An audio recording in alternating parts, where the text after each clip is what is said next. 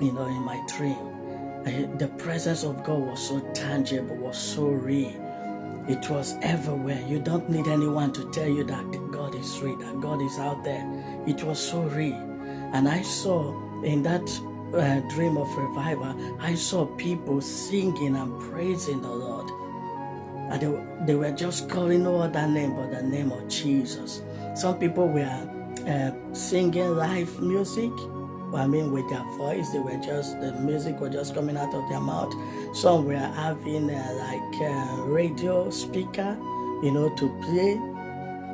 to play some music and singing along. But in all, there was no confusion.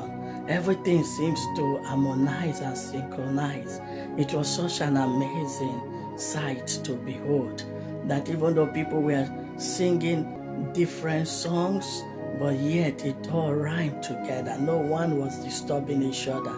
And the name that was being praised, that was being mentioned more than any other thing, was no other person but the name of Jesus. I believe this revival is going to be about Jesus. It's not about any man or any woman. It's not about any church or any ministry. It's not about anybody, but all about Jesus. And this is the last revival before Jesus comes. Yes, the last revival, and it's going to be the greatest. In that dream, I saw a young girl sitting on a wheelchair. She was sitting on a wheelchair. But suddenly, because the atmosphere was so intense and full of the presence and power of God, this girl stood up from her wheelchair and started walking. No one prayed for her. No one prayed for her. No one prayed for her. I witnessed it.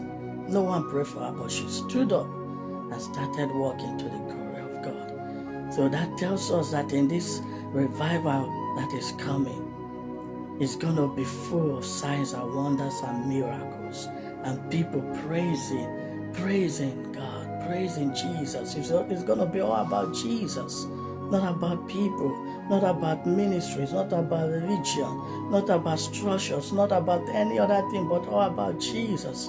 People, get ready, for this is the last revival, and it's going to be the greatest revival. Heaven is preparing for this. Yes, the heavens are preparing for this. The angels are preparing for this. And you and I have to prepare ourselves for this last move of the Spirit of God upon planet Earth before Jesus comes.